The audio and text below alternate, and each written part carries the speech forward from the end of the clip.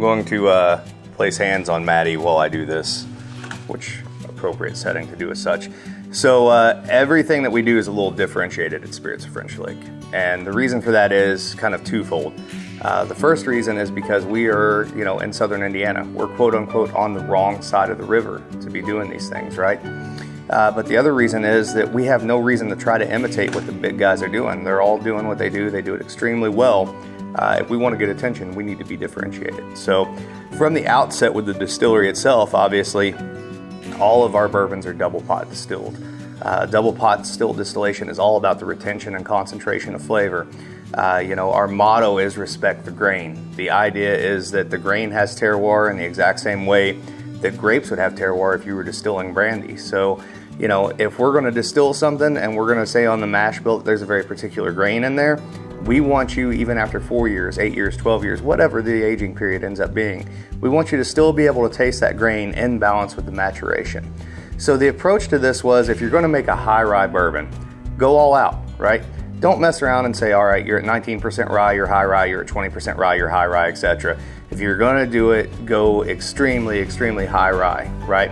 So with this particular mash bill, obviously, we are at 55% corn, 35 rye, and 10% malt. That's a specialty malt. We use a lot of brewer's malts.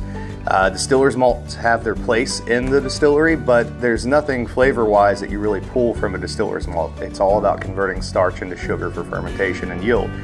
Those brewer's malts, in this case, Victory malt, give a lot of very nice, bold flavors that come through in pot still distillation. So again, we wanted to go with high rye, 35% rye. We wanted to also use that malt to give some flavor contrast. We went with that. We basically took and used two different types of yeast to ferment this. We split our fermentation into two 600-gallon fermentations. The first one, we used our house yeast, which is very good at pulling out grain profiles and those grain flavors. The second fermentation of 600 gallons, we used a brandy yeast, which pulls out a lot of fruity characteristics, where you get a lot of stone fruit, sort of cherry, those sort of things. We then ran through a stripping still where we collected all of the alcohol that we could. That still's name is Lilith. If you followed us, you kind of understand why our stills have names, etc. The second still we distilled on was Inanna. And the goal here was to make a very heavy-bodied spirit in particular.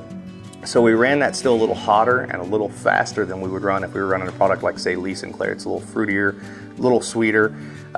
We were trying to capture all the volatility of that rye coming through, as well as that brewer's malt coming through. And as we made the product, we did something a little different. So we changed vapor paths on the still depending on the product we're running at the time. We also changed the ability to create natural reflux.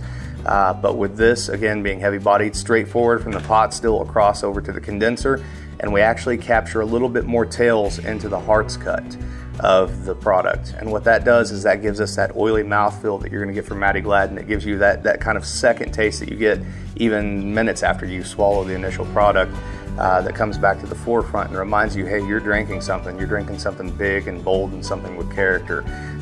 We go into the barrel at very low entry proof, 105. That's an old pre-prohibition standard.